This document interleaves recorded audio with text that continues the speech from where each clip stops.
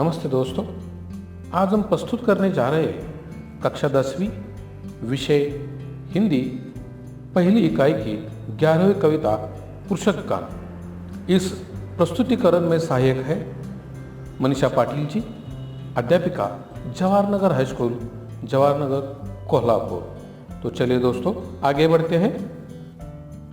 हाथ में संतोष की तलवार लिए जो उड़ रहा है, जगत में मधुमास उस पर सदा पतझर रहा है। दीनता अभिमान जिसका, आज उस पर मान कर लूं, उस कृषक का गान कर लूं। इन 4 पंक्तियों में अपरिचित शब्द इस तरह है। मधुमास यानी वसंत ऋतु, पतझर यानी पत्ते झरना, दीनता यानी गरीबी। अब इन पंक्तियों का हम सरल अर्थ देखते हैं। कवि इन पंक्तियों के माध्यम से कहना चाहते हैं, कृषक का जीवन अभावों से भरा है, लेकिन उसके पास संतोष रूपी धन है। इसी संतोष के सहारे वह अपना जीवन व्यतीत करना चाहता है।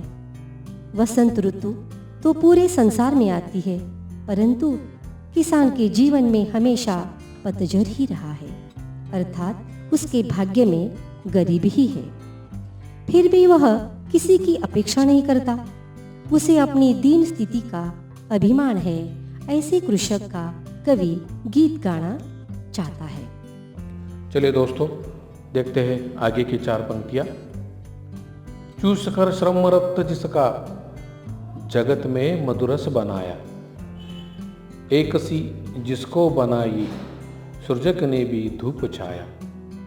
मनुजता के ध्वज तले, आह्वान उसका आज कर लूं, उस कृषक का गान कर लूं। इन 4 पंक्तियों में आए अपरिचित शब्द इस प्रकार है।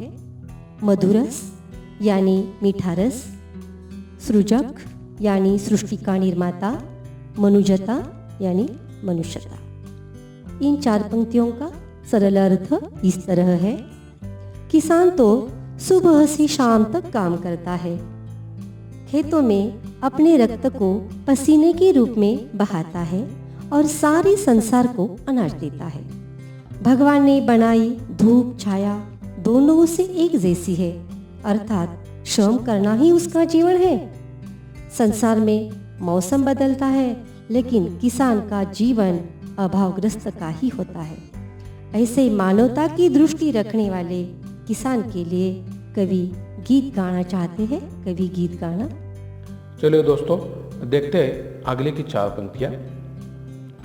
विश्व का पालक बन जो, अमर उसको कर रहा है, किंतु अपने पलितों के पद दलित हो मर रहा है। आज उससे कर मिला, नव सृष्टि का निर्माण कर लूं, उस कृषक का गान कर लूं। इन 4 पंक्तियों में आए अपरिचित शब्द इस तरह है।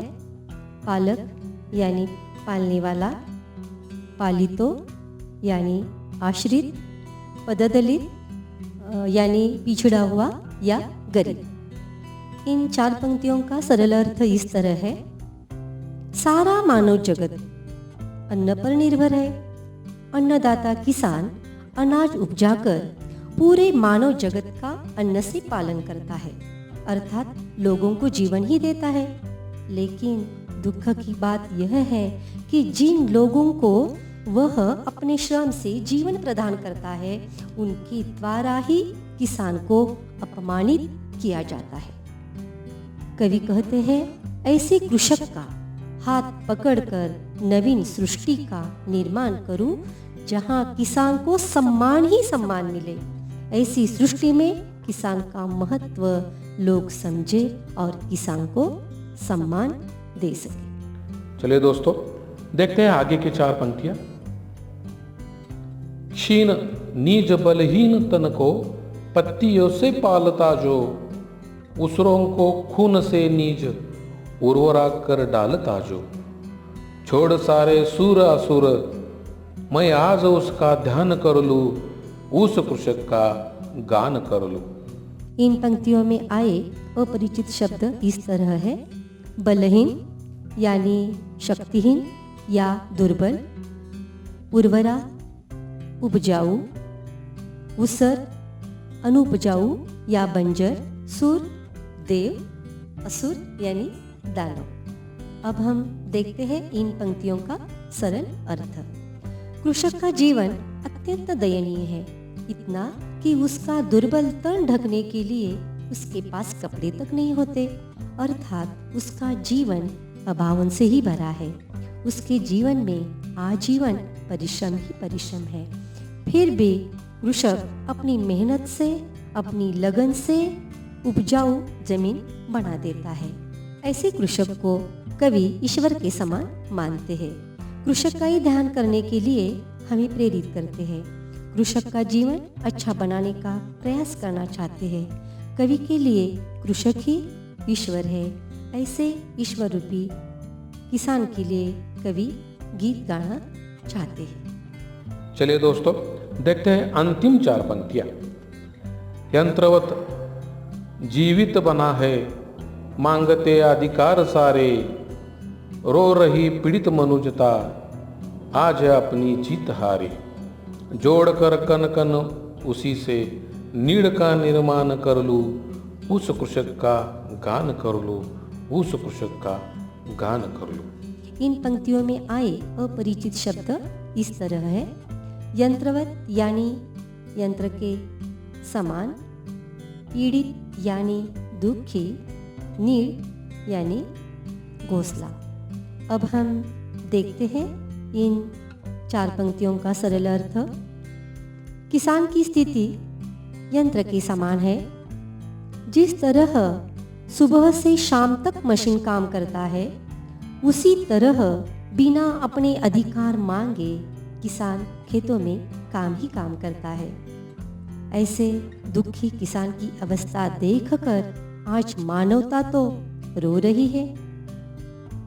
सृष्टि के पालक अन्नदाता किसान के लिए मैं कन कन जोड़कर एक ऐसा घर, घोंसला बनाना चाहता हूँ जहाँ उसे यानी किसान को सभी सुविधाएं मिल सके, अर्थात किसान का जीवन समृद्ध एवं सुखी हो सके।